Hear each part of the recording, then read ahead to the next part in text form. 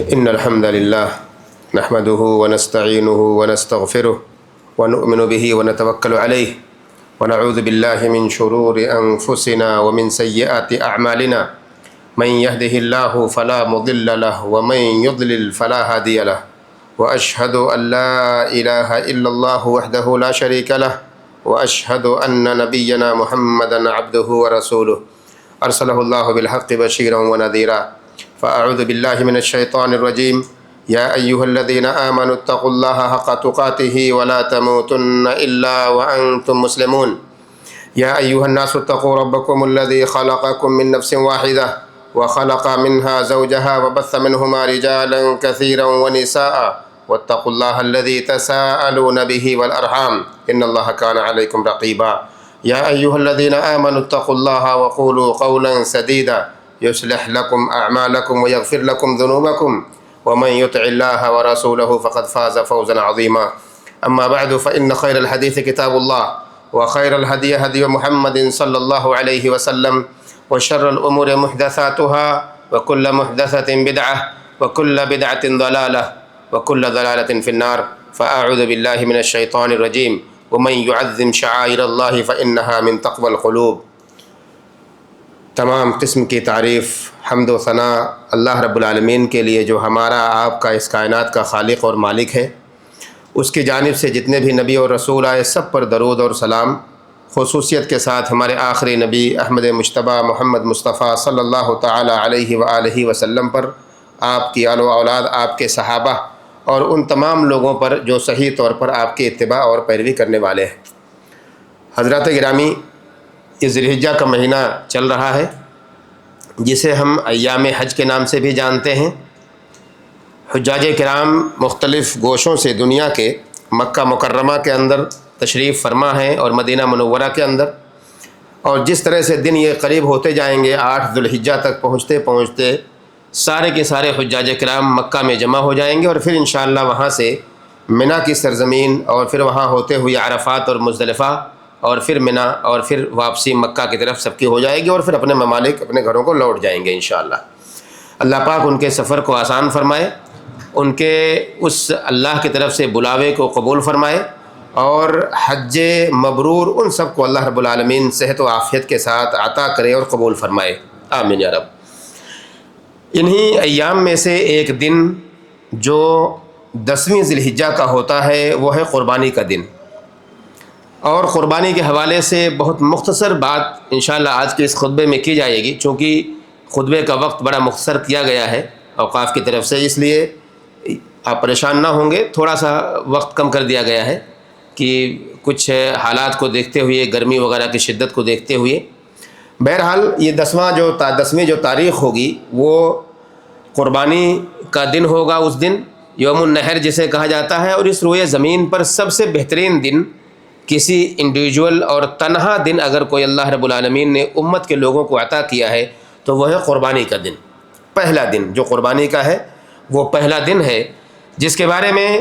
اللہ رب العالمین نے اور اللہ کے نبی محمد الرسول اللہ صلی اللہ علیہ وسلم نے بڑی اہمیت بتلائی ہے۔ انا اعطیناک الکوثر، یہ آیت ہم سب کو یاد ہوگی اور مکمل سورہ یاد ہوگی۔ اسے میں اللہ رب العالمین نے اپنے نبی کو کہا فصل لربک وانحر، اپنے رب کے لیے نماز ادا کیجئے، یعنی نماز پڑھیے عید کی اور قربانی کیجئے۔ تو اس دن نماز کے بعد قربانی کرنا یہ ایک بہترین عمل شریعت نے ہمیں اور آپ کو سمجھایا اور بتایا ہے۔ قربانی کے بارے میں عمومی طور پر ایک فکرہ، ایک اسٹوری ہم سب کے ذہن میں ہوگی۔ وہ اسٹوری ہے ابراہیم علیہ السلام کی اور ان کے فرزند اسماعیل علیہ السلام کی۔ ان دونوں کی اسٹوری، ان دونوں کی کہانی اور قصے کو اللہ رب العالمین نے قرآن مجید میں ذکر کیا ہے۔ اس کو کبھی آپ وقت نکال کے خود پڑھیں،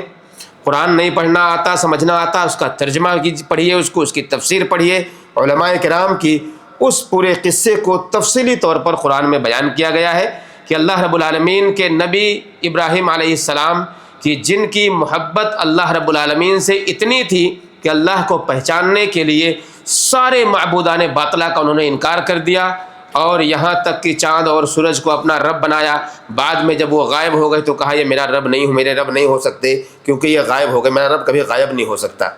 اس میں پوری تفصیل ہے، اس کی طرف میں جانا نہیں چاہتا۔ کہنے کا مطلب یہ ہے کہ آخری آزمائش جو اللہ رب العالمین نے ابراہیم علیہ السلام کو خواب کے ذریعے دیا، وہ اپنے بیٹے کو اپنے ہاتھوں سے ذبح کر رہے ہیں۔ بڑا کٹھن مرحلہ تھا اور بہت بڑی آزمائش تھی کہ کوئی باپ اپنے جوان بیٹے کو اپنے ہاتھوں سے ذبح کر رہا ہو۔ اس سے بڑی آزمائش کسی بھی انسان کے لیے کچھ نہیں ہو سکتی ہے۔ یہ ہمارے نبی ابراہیم علیہ السلام کو خواب میں دکھایا گیا، اپنے بیٹے کے سامنے اس خواب کا ذکر کیا۔ بیٹے نے کہا اے اللہ، اے میرے والد محترم، اگر اللہ رب العالمین نے آپ کو اس کا حکم دیا ہے تو آپ بے شک اس کو کر جائیے، آپ کا بیٹا تیار ہے قربان ہونے کے لیے۔ پوری کہانی، پوری سٹوری میں نے کہا قرآن میں موجود ہے، آپ اس کو پڑھیے۔ اللہ رب العالمین نے کہا فلما اسلم وتلہ للجبین، جیسے ہی اپنے بیٹے دونوں تیار ہو گئے اور تیار ہونے کے بعد مکہ سے نکل کر منی کی سرزمین پر پہنچتے ہیں، وہاں جا کر کے اپنے بیٹے کو زمین پر اپنے ان کے چہرے کے بل لٹا دیتے ہیں اور گردن پر چھری رکھ دی جاتی ہے کہ اللہ رب العالمین آواز لگاتا ہے وَنَادَيْنَاهُ يَا أَنْ يَا إِبْرَاهِيمُ قَدْ صَدَّقْتَ الرُّؤْيَا، ہم نے آواز لگائی اے ابراہیم رک جاؤ، تم نے خواب کو سچ کر دکھایا ہے، جو خواب تم نے دیکھا تھا وہ خواب تم نے سچ کر دکھایا ہے، تمہیں اس قربانی کی ضرورت نہیں ہے۔ اور پھر اللہ رب العالمین نے ایک مینڈھا دمبے کی شکل میں، اللہ رب العالمین نے ایک دمبا وہاں پر بھیجا اور اس کو اللہ کی راہ میں قربان کیا گیا۔ یہ پوری سٹوری چلتی ہے اور ہمارے نبی محمد الرسول اللہ صلی اللہ علیہ وسلم اس ادا کو جو ابراہیم علیہ السلام نے ادا کی اپنے رب کے سامنے، اپنے رب کو راضی اور خوش کرنے کے لیے، اپنی آزمائش میں کھرے اترنے کے لیے اس کو باقی رکھا۔ ہماری شریعت میں، ہمارے اس محمد الرسول اللہ صلی اللہ علیہ وسلم کی لائی ہوئی شریعت کے اندر اس کو باقی رکھا گیا، اور ہمارے نبی محمد الرسول اللہ صلی اللہ علیہ وسلم نے خود قربانی کی اور امت کے لوگوں کو قربانی کرنے کی تاکید کی ہے۔ اسی لیے عام طور پر ایک مسئلہ کھڑا ہوتا ہے، جب بھی قربانی کا ٹائم آتا ہے ہر کوئی سوال پوچھتا ہے کہ قربانی کا حکم کیا ہے، قربانی کرنا واجب ہے، قربانی کرنا سنت ہے، قربانی کرنا سنت مؤکدہ ہے، اس کا حکم کیا ہے؟ اور اس کے بارے میں فقہائے کرام کے درمیان اختلاف ہے۔ میں نے کہا کہ بہت سارے مسالک کے لوگ قربانی کے وجوب کے قائل ہیں، قربانی کے وجوب کے قائل ہے کہ جس طرح زکوٰۃ دینا واجب ہے بالکل ویسے ہی اگر نصاب تک انسان پہنچتا ہے تو قربانی کرنا بھی اس کے اوپر واجب ہے۔ یہ بات فقہا نے یہ بات کہی ہے، جبکہ سارے دلائل کو جمع کرنے کے بعد جو حدیث جس کو بنیاد بنا کر یہ لوگ کہتے ہیں کہ قربانی کرنا واجب ہے، ایک حدیث بڑی مشہور اور صحیح حدیث ہے۔ حدیث یہ ہے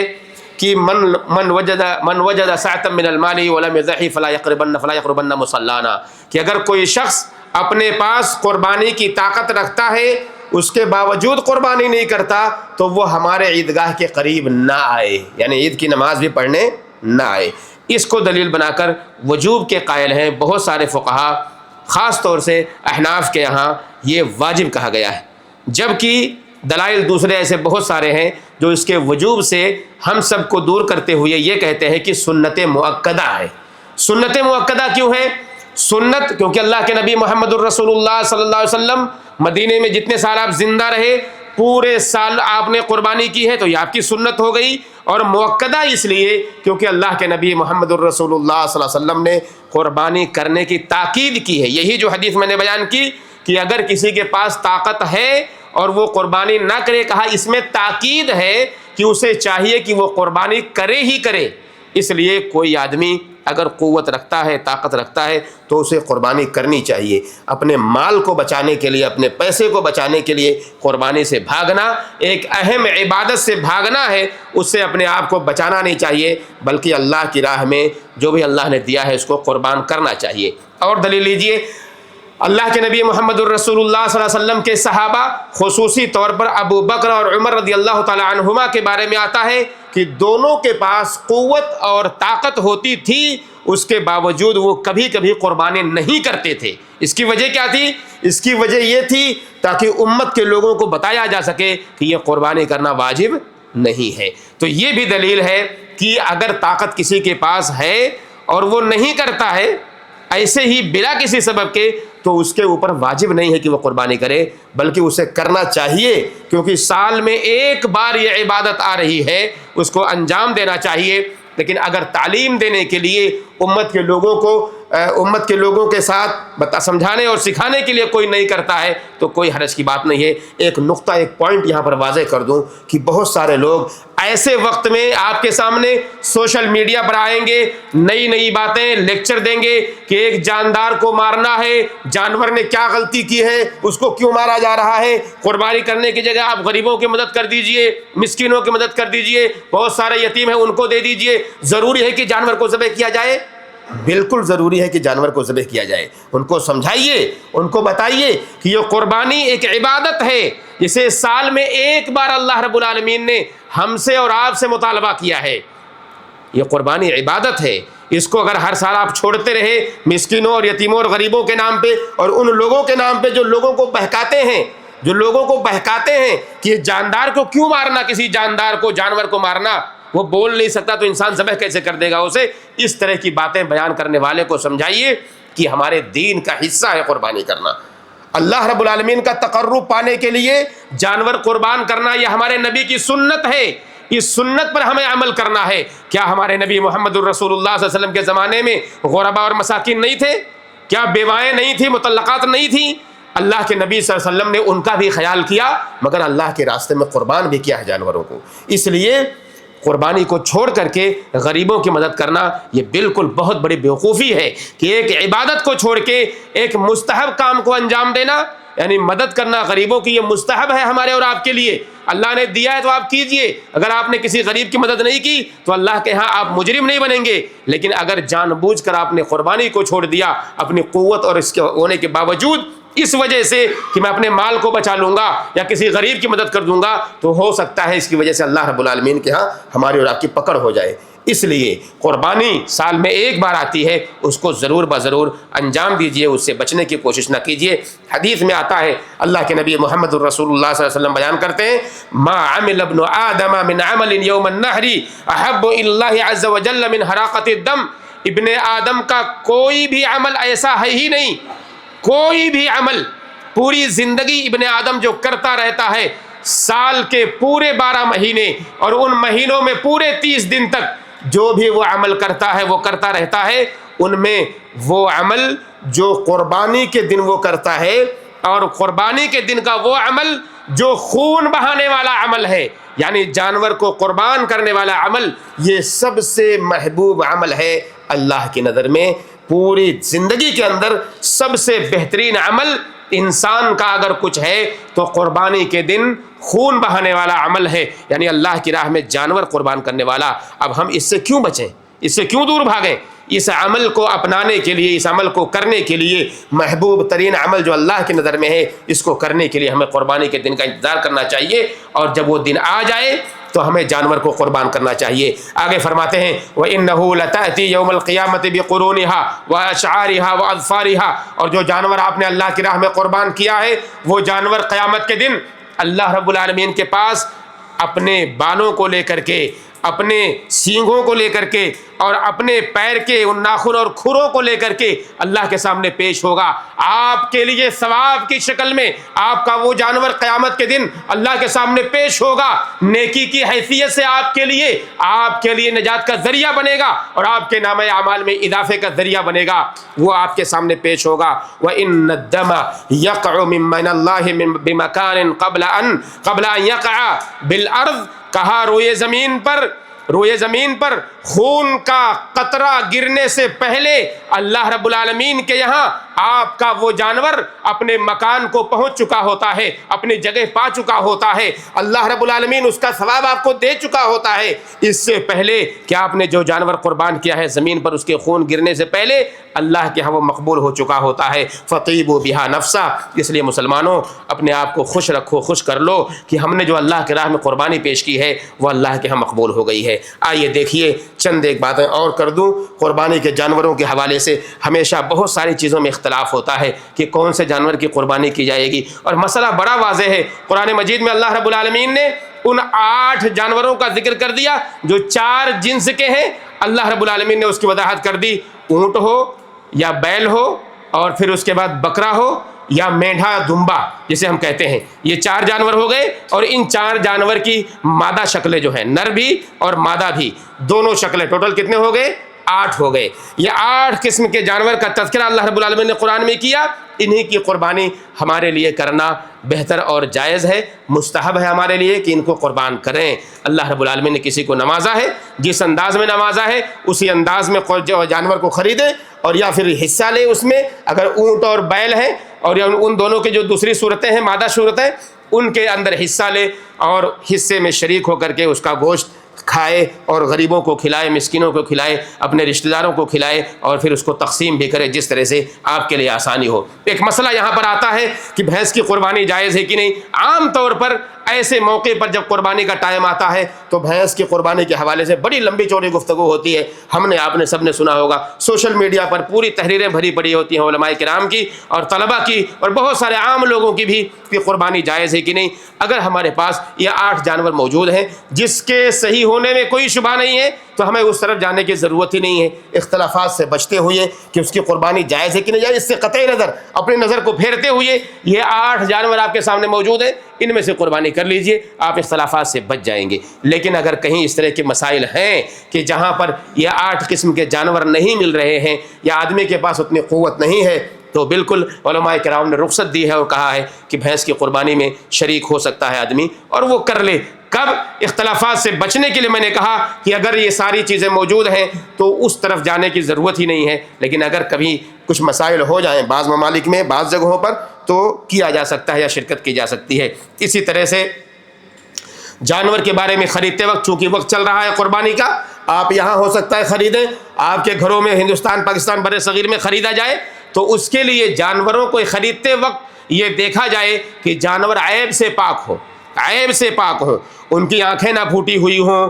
کمزور انتہائی نہ ہو، بیمار نہ ہو، یہ دیکھا جائے، لنگڑا نہ ہو، یہ دیکھا جائے، کان کا کٹا ہوا نہ ہو، سینگیں اس کی ٹوٹی ہوئی نہ ہو۔ یہ سب بھی ان میں سے ہیں کہ جس پر غور کرنا چاہیے، دیکھنا چاہیے، اور خصوصی طور پر وہ 4 چیزیں، اندھا پن ہو، لنگڑا پن ہو، بیمار یا کمزور ہو، بیماری ایسی کہ اس کی بیماری واضح ہو رہی ہو، لنگڑا پن ایسا کہ وہ چلے تو لنگڑا رہا ہو، لنگڑا پن واضح ہو رہا ہو، اندھا ایسا ہو کہ اندھا پن بالکل واضح ہو رہا ہو، یا اسی طرح سے اتنا کمزور اور لاغر ہو کہ پوری ہڈی اس کی نظر آ رہی ہو، اتنا کمزور نظر آ رہا ہو، اس طرح کے جانوروں کی قربانی جائز نہیں ہے۔ حدیث نبی محمد الرسول اللہ صلی اللہ علیہ وسلم سے یہ ساری چیزیں ثابت ہیں۔ اس لیے مضبوط اور فربا جانور کو، جو موٹا ہو اور تیز دوڑنے والا ہو یا بہترین قسم کا ہو، خوبصورت ہو، اللہ کے نبی محمد الرسول اللہ صلی اللہ علیہ وسلم جس طرح سے ذبح کرتے تھے بالکل ویسے ہی ہمیں چاہیے کہ ہم کوشش کریں کہ اختیار کریں، جب خریدیں تو ایسے جانور کو ہی خریدیں کہ جو ہمارے لیے بہترین ثواب اور اچھی نیکیاں لے کر کے آنے والا ہو۔ بہرحال اسی طرح سے دانت کا ہونا ضروری ہے، وہ دیکھا جائے۔ بکرا یا بکری ہم جب خریدتے ہوں تو لوگ، عام طور پر لوگوں کو پتہ نہیں ہوتا ہے کہ یہ کتنے سال کا ہے۔ علماء کرام نے، بہت سارے لوگوں نے کہا کہ 1 سال کا بکرا یا بکری ہو جائے تو اس کی قربانی جائز ہے، لیکن ہمیں نہیں پتہ ہے۔ ہم مارکیٹ میں جا رہے ہیں خریدنے کے لیے، بیچنے والا جھوٹ بھی بول سکتا ہے، ہو سکتا ہے 1 سال پورا نہ ہوا ہو، اور عام طور پر کہتے ہیں جب سال پورا ہو جاتا ہے تو اس کے جو دودھ کے دانت ہوتے ہیں وہ ٹوٹ جاتے ہیں اور دوسرے دانت، جو اصلی دانت ہیں، وہ دانت آ جاتے ہیں۔ تو اسی لیے طریقہ یہ ہے کہ آپ جب جائیں خریدنے کے لیے مارکیٹ میں تو آپ دیکھیے کہ دانت اس کے ہیں کہ نہیں، نیچے کے 2 دانت، بڑے دانت جو ہوتے ہیں، سامنے کے دانت، اس کو چیک کیجئے۔ اگر وہ دانت آئے ہوئے ہیں تو بالکل اس کی قربانی جائز ہے، لیکن وہ قربانی اگر دانت نہیں آئے ہوئے ہیں، اس کا مطلب ہے کہ اس کی عمر چھوٹی ہے، اس کی قربانی جائز نہیں ہوگی۔ لیکن اگر مینڈھا یا مینڈھی ہے تو 6 مہینہ اگر اس پر گزر چکا ہے تو اس کی قربانی جائز ہے۔ اونٹ ہے، اونٹ کے لیے 5 سال کا ہونا ضروری ہے، بیل یا گائے کے لیے 2 سال کا ہونا ضروری ہے۔ اس سے آپ سب کو پتہ چل جائے گا کہ اونٹ کے دانت 5 سال میں گر جاتے ہیں اور نئے دانت آتے ہیں، جو گائے ہے یا بیل ہے اس کے دانت ٹوٹ کر کے 2 سال کے بعد اس کے دانت آ جاتے ہیں۔ یہ ساری چیزیں دیکھنا ہم سب کے لیے ضروری ہے کہ جب بھی ہم قربانی کے جانور کو خریدنے کے لیے جائیں۔ ایک اہم چیز یہ ہے کہ جانور کو کبھی بھی قربانی کے دن نماز عید کے بعد ذبح کیا جائے، نماز عید سے پہلے نہیں۔ ہمارے بہت سارے بھائی نماز پڑھنے سے پہلے جلد بازی کرتے ہیں۔ جلد بازی کیا ہوتی ہے کہ دیکھا انہوں نے شہروں کے اندر ایک لمبی قطار لگی ہوتی ہے، جو قصائی ہوتے ہیں ان کے پاس لمبی لسٹ ہوتی ہے، میرا پہلے ہونا چاہیے، میرا پہلے ہونا چاہیے۔ اس لڑائی میں لوگ نماز کو لیٹ کر دیتے ہیں یا نماز میں نہیں جاتے ہیں اور ذبح کروا کر پھر جاتے ہیں نماز پڑھنے۔ یہ بہت بڑی بیوقوفی، بہت بڑی ناسمجھی ہے۔ یہ قربانی جو نماز سے پہلے ہو رہی ہے یہ قربانی نہیں ہوتی ہے، یہ صدقہ ہو جائے گا، آپ نے انجوائے کیا، گوشت کھایا اور مزے کر لیے، بس اس کا کوئی فائدہ کوئی ثواب اللہ کے یہاں نہیں پہنچے گا۔ اس لیے قربانی کے بعد آپ نماز کے بعد ہی قربانی کیجئے۔ فَصَلِّ لِرَبِّكَ وَانْحَرْ، اللہ نے کہا پہلے آپ نماز پڑھیے پھر اللہ کے نبی صلی اللہ علیہ وسلم آپ قربانی کیجئے۔ تو نماز کے بعد قربانی ہونی چاہیے۔ قربانی کے دنوں کے بارے میں فقہا کے درمیان اختلاف ہے، لیکن صحیح بات یہ ہے کہ قربانی کے دن کتنے ہیں؟ 4 ہیں۔ ہم لوگ سنتے ہیں کتنے؟ 3۔ ایک قربانی کا دن ہے اور 3 ایام تشریق ہیں۔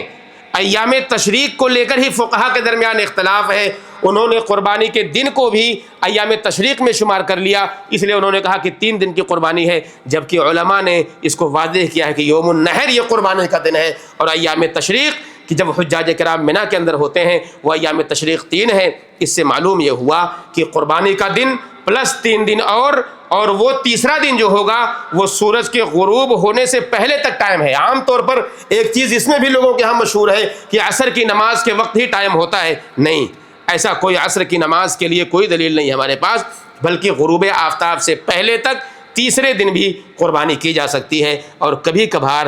ہمارے یہاں بہت سارے لوگ ایسے لوگ ہیں ماشاءاللہ کہ جو لوگوں کو تعلیم دینے کے لیے، بتانے کے لیے کہ قربانی کے دن 4 ہیں، چوتھے دن بھی قربانی کرتے ہیں۔ اور یہ آپ نے یہاں عربوں کے ہاں بھی یہ چیز دیکھی ہوگی کہ یہ لوگ بھی چوتھے دن قربانی کرتے ہیں تاکہ لوگوں کو یہ پتہ چل سکے کہ قربانی کے اصل ایام کتنے ہیں؟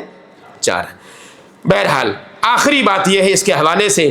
اللہ رب العالمین نے قرآن مجید میں فرمایا لَن يَنَالَ اللَّهَ لُحُومُهَا وَلَا دِمَاؤُهَا وَلَكِنْ يَنَالُهُ التَّقْوَى مِنْكُمْ۔ بڑی امپورٹنٹ اور اہم چیز یہ ہے کہ اللہ کے پاس تمہارے قربانی کے گوشت یا اس کے خون نہیں پہنچتے بلکہ تمہارا تقویٰ پہنچتا ہے۔ ہم نے جو جانور خریدا ہے اس جانور کا گوشت اللہ کے ہاں نہیں پہنچتا ہے، اس کا خون نہیں پہنچتا ہے، اس کے چمڑے یا اس کے بال نہیں پہنچتے، وہ پہنچتا کیا ہے اللہ کے یہاں؟ ہمارا تقویٰ پہنچتا ہے۔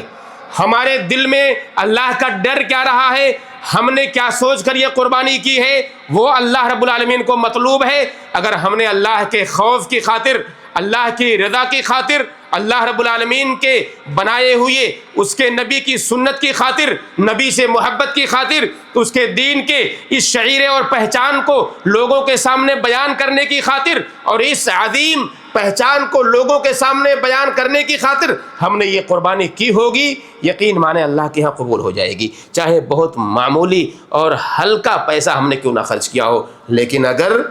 ہم نے لاکھوں روپے خرچ کر دیے، 10 قربانیاں کر دیں، ہم نے سوسائٹی میں اپنی عزت کو، اپنے مقام کو اونچا کرنے کے لیے 10 بکرے لا کر لائن سے کھڑا کر دیے، یہ سوچ کر کہ میرا پڑوسی دیکھے گا تو واہ واہی کرے گا، میرے بلڈنگ کے لوگ دیکھیں گے واہ واہی کریں گے، میرے گاؤں کے لوگ دیکھیں گے واہ واہی کریں گے، تو یہ دنیا کے اندر آپ کو واہ واہی مل جائے گی، اللہ کے یہاں کچھ نہیں ملنے والا۔ اس لیے ایمان والو، اللہ سے ڈرنے کی ضرورت ہے ہر مسئلے میں، اور خاص طور سے عبادت کے مسئلے میں ہم سب کو اللہ سے ڈرنے کی ضرورت ہے، اللہ کے پکڑ سے بچنے کی ضرورت ہے۔ اس لیے مسلمانوں، اللہ رب العالمین نے ہمیں اگر توفیق دی ہے قربانی کی تو قربانی کو اللہ کے تقرب کے لیے سمجھا جائے، اللہ رب العالمین کے اس شعیرے اور اللہ رب العالمین کے اس عظیم پہچان کو پورا کرنے کے لیے سمجھا جائے، اللہ کے نبی محمد الرسول اللہ صلی اللہ علیہ وسلم اور آپ سے پہلے آپ کے باپ ابراہیم علیہ السلام کی سنت کو زندہ کرنے کے لیے سمجھا جائے، اس قربانی کو ادا کیا جائے، ورنہ یہ ضائع اور بیکار ہو جائے گی اور ہمارا کوئی فائدہ اس سے حاصل نہیں ہوگا۔ اس لیے مسلمانوں اللہ سے دعا کریں کہ اللہ رب العالمین ہم سب کو صحیح معنوں میں قربانی کو ادا کرنے کی توفیق دے۔ اے اللہ، سارے مسلمان جو بھی دنیا میں رہتے اور بستے ہیں سب کو تیرے راہ میں قربانی کی توفیق دے، تیرے راہ میں قربان کرنے کی توفیق دے، جانوروں کو خریدنے ان سے قربان کرنے کی توفیق دے۔ اے اللہ، ہم سب کے پاس جو مال ہے اس میں تیری راہ میں قربان کرنے کی توفیق دے۔ اے اللہ، ہماری قربانیوں کو قبول فرما لے، ہماری قربانیاں جس انداز کی بھی ہوں، چھوٹی ہوں بڑی ہوں، اے اللہ ہم سارے لوگوں کی قربانیوں کو قبول فرما لے۔ اے اللہ، جو مسلمان اس کی طاقت نہیں رکھتے ہیں ہمیں ان تک پہنچنے کی توفیق فرما دے۔ اے اللہ، ان تک ہمیں اگر اللہ تو نے نوازا ہے تو اپنی خوشی میں ان کو شریک کرنے کی توفیق دے دے۔ ہمیں چاہیے کہ ہم انہیں اپنی قربانیوں میں شریک کریں، ان تک گوشت پہنچائیں، ان کے اپنے گھر میں بلائیں، انہیں دعوت دیں۔ اور اللہ تعالی ہم سب کو اس کی توفیق دے۔ اے اللہ سارے مسلمانوں کی تکلیف سے نجات دے دے، سارے مسلمانوں کو پریشانیوں سے دور کر دے۔ اے اللہ سارے مسلمان جو دنیا میں رہتے اور بستے ہیں، اے اللہ ان کے گناہوں کو معاف فرما دے۔ اے اللہ مسلمانوں کی عزت فرما، مسلمانوں کے مقام کو اونچا کر دے، جب تک ہمیں زندہ رکھ اسلام پر ہمارا خاتمہ ہو تو ایمان پر ہو۔ آمین رب العالمین، وصلی اللہ وسلم علی نبینا محمد وعلی آلہ وصحبہ اجمعین۔